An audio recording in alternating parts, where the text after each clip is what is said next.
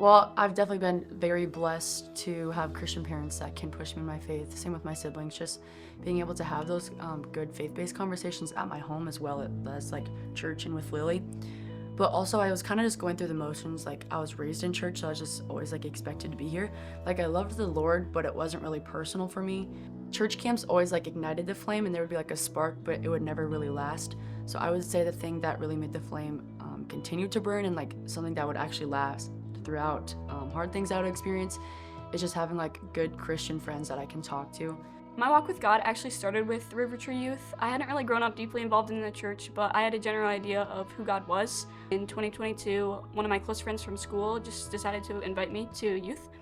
I remember as soon as I walked in, I could just feel welcomed and I could feel God's love really shining through like the people around me. And I was really eager to learn more about who God was and what He wanted. I just think that ever since then, God's provided me with opportunity after opportunity to be able to serve and meet new people like Rachel and so many other people who have just helped me grow in my faith. Wednesday nights for me are just something that I always look forward to during my week. Even though I was nervous for school to start, I remember telling Riley that youth was really the only thing getting me through it. I really like that the leaders aren't there just to tell you a few verses, but they're really there to pour into you, and they really do care about you and your relationship and your walk with God. Yeah, kind of just the same that Lily said, like they actually care for you. It's not just like a Wednesday night obligation. It's more like, hey, like throughout the week, hey, Cal, can I pray for you? Or like Lily and I have like met up with Kayla for coffee just to like kind of talk about what's going on in life and just like, I don't know, just have like good Christian fellowship. I also really appreciate Riley and how he's really good at making the sermons relatable to us and putting it into our perspective as being a part of the youth. He's also really good at giving us opportunities to branch out, whether that's through the Casas trip or getting plugged in with serving or just so many things. Just getting uncomfortable in your faith. In youth group, we can see how to be a good leader and how to just treat others. And then in kids ministry, we kind of just get to practice it. And something that's been like a good reflection for me is seeing the childlike faith that the kids have. They're so unashamed. Like Sundays they're singing and they're just like singing their little hearts out. And it's just a good reminder, like as youth, we overcomplicate it so much. Like we'll pray about like everything complicated, like the words to say, and then the kids are just like praying to have a cookie for breakfast. It's just funny. But God just wants a relationship, and just the kids, they're young, so they just understand that. Like it's just like a dad, and they just can't wait to talk to him about anything and everything. Yeah, I think it's really cool to see the serving and being served aspect. Going to youth reminds me of how much I still have to learn, but then teaching kids ministry helps me to put those things into practice, like Rachel said, and just to be able to practice things like patience, which it takes a lot of, obviously, and so many other things.